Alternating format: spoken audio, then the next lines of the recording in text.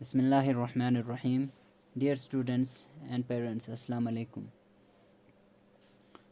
इससे पहले वाले लेक्चर में हमने आपका जो टेक्स्ट है second chapter the outlast report, उसका जो टेक्स्ट है वो कंप्लीट कर लिया था। ठीक है, तो आज जो है हम उसके कॉम्प्रहेंशन क्वेश्चंस एंड आंसर्स वो स्टार्ट करने जा रहे हैं।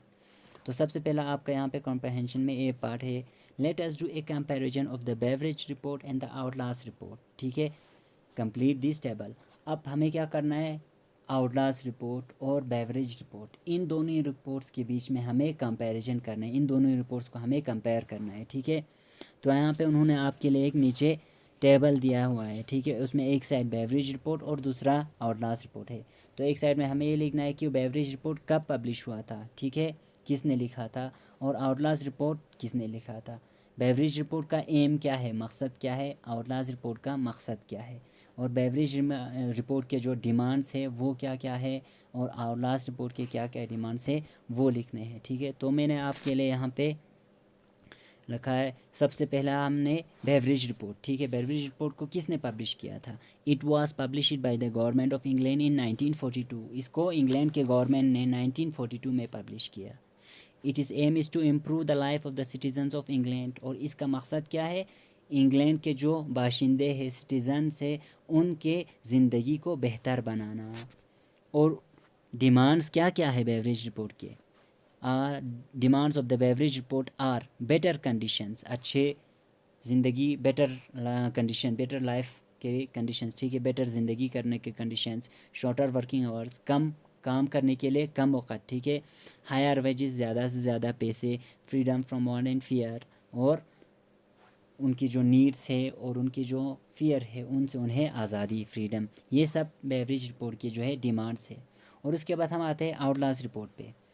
Outlast report, it was composed by the 4 outlast. ठीक है, और आउटलास्ट रिपोर्ट को किसने कंपोज किया था, जो 4 आउटलास्ट थे। ठीक है, William, ginger, Douglas and Henry, ये जो 4 आउटलास्ट थे इन्होंने लिखा था, कंपोज किया था। अब इसका एम क्या है, it is aim is to make their dream and adventures come true. ठीक है, और इसका मकसद ये है कि उनके जो आउटलास्ट के जो ड्रीम्स है वो पूरे हो जाए। ठीक है, ये इसका एम है। और इसके बाद आउटलास्ट रिपोर्ट की डिमांड क्या क्या है, demands of the outlast report are as many holidays as school term, जितने स्कूल के टर्म होते हैं उतने ही उनको हॉलीडेज चाहिए। Increase pocket money 6 pence a week, उनके लिए पॉकेट मनी ज़्यादा चाहिए, कम से कम 6 पेंस ए वीक। ठीक है, एक हफ्ते में 6 पेंस चाहिए। No Latin, no French and no arithmetic, उनको फ्रेंच नहीं चाहिए, लैटिन भी नहीं चाहिए और अर्थमेटिक भी नहीं चाहिए।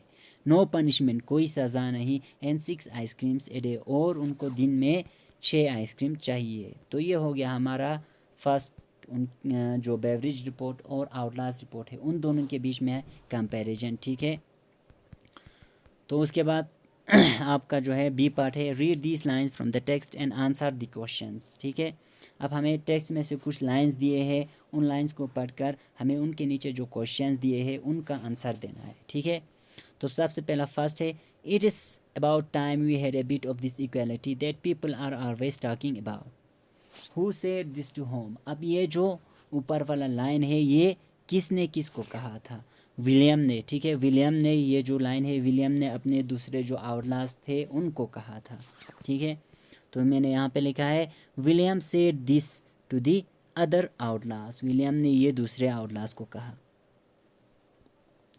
What is the equality that the speaker thinks he doesn't have. ठीक है, अब यहाँ पे कौन सी इक्वालिटी की बात चल रहा है। ठीक है, स्पीकर को कौन सा इक्वालिटी नहीं मिला है, तो यहाँ पे उसका आंसर मैंने लिखा है the speaker thinks that the children do not have the equality as grown ups do. ठीक है, स्पीकर को ये लगता है कि चिल्ड्रन को इक्वालिटी नहीं है जितना ग्रोन अप्स को मिलता है, जितना ग्रोन अप्स को जो हक है वो चिल्ड्रंस को नहीं मिल रहा है। ठीक है, they are punished for breaking things and forgetting things whereas grown ups are not. ठीक है, अब बच्चों को क्या किया जाता है, चीज़ें तोड़ने के लिए या कोई चीज़ भूल जाए उसके लिए बच्चों को पनिशमेंट मिलता है, लेकिन ग्रोन अप्स को ऐसा कोई पनिशमेंट नहीं मिलता।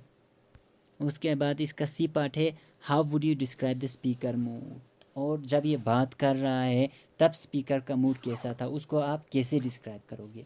The speaker is angry and determined to get children what they need. ठीक है, अब स्पीकर जो है उस वक़्त बहुत ही गुस्से में है, एंग्री है, ठीक है, और वो उसने ये ठान लिया है कि बच्चों को जो चाहिए वो उसे दिला कर रहेगा, ठीक।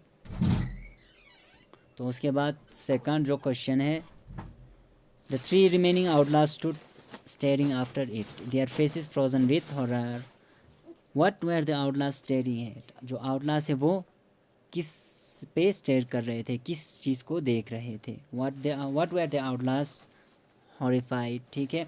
Y were the outlast horrified, अब जो आउटलास्ट है वो खौफज़दा क्यों थे, हॉरिफाइड मीन्स खौफज़दा। Did all the outlast react the same way, क्या सारे आउटलास्ट एक जैसा रिएक्ट करते हैं, ठीक है। तो उसका फर्स्ट का आंसर लिखा है मैंने, what were the outlast staring at, the outlast are staring at the moving car, जो आउटलास्ट है वो किस पे देख रहा है, जो मूविंग कार है, जो कार चल रहा है उसको देख रहे हैं। और उसके बाद है why were the outlast horrified, जो आउटलास्ट थे वो खौफज़दा क्यों थे, the outlast were horrified because major Hamilton could know about William's presence in the car and they could all get in trouble, वो लोग इसलिए हॉरिफाइड है क्योंकि मेजर हैमिल्टन जो है विलियम की कार में, विलियम जो है कार में जो मौजूद था उसके बारे में जान जाएगा और वो सब जो है मुश्किल में पड़ जाएंगे। तो उसके बाद जो है आपका इसी का थर्ड क्वेश्चन है C part, did all the outlast react the same way, क्या सारे आउटलास्ट एक जैसा रिएक्शन करते हैं, एक जैसा रिएक्ट करते हैं, no, all the outlast did not react the same way, William was in the car looking for the papers without any worry, ठीक है। नहीं, सारे आउटलास्ट जो है एक जैसा रिएक्ट नहीं करते, विलियम जो है उस कार में था, पेपर ढूंढ रहा था, ठीक है, और वो बग़ैर किसी वरी के उस कार में आराम से बैठकर पेपर ढूंढ रहा था। तो उसके बाद जो है आपका थर्ड क्वेश्चन है, he would better put them back again और he would get in trouble with the government, who is he here, अब यहाँ पे जो ही लिखा है वो कौन है, किसको रिफ़र कर रहा है, what does the word them refers to, और यहाँ पे जो देम है वो किसको रिफ़र कर रहा है। तो मैंने यहाँ पे इसका जो है आंसर है here, he is referred to William, ठीक है, यहाँ पे ही जो है विलियम को रिफ़र कर रहा है, them refers to those papers of Major Hamilton that William had taken out of the briefcase, और देम जो है उन पेपर्स को रिफ़र कर रहा है जो विलियम ने मेजर हैमिल्टन के ब्रीफकेस में से निकाला था।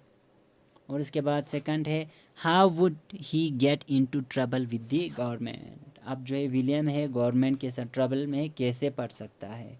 If Major Hamilton found out only the outlaw's report in the briefcase and not his own papers, he would think that William had stolen it and he would get in trouble with the government, ठीक है। अगर major Hamilton को अपने brief case में सिर्फ आउटलाज report मिलता है, अपने ख़ुद के पेपर्स नहीं मिलता है, तो वही यही सोचेंगे कि विलियम ने जो है उनके पेपर्स चुरा लिए हैं और इसी वजह से विलियम जो है मुश्किल में पड़ सकता है। और इसके बाद लास्ट जो क्वेश्चन है what did he do next, अब विलियम ने क्या किया उसके बाद, he immediately went back to the hotel to return Major Hamilton's paper, William जो है जल्दी से होटल वापस चला गया ताकि वो मेजर हैमिल्टन के जो पेपर्स है उनको वापस कर सके। तो ये हो गया आपका कंप्रहेंशन का ए पार्ट और बी पार्ट, और कल जो है हम इसके answer in details C part वाला पोर्शन कल जो है हम यहाँ पे डिस्कस करेंगे सी पार्ट वाला क्वेश्चन।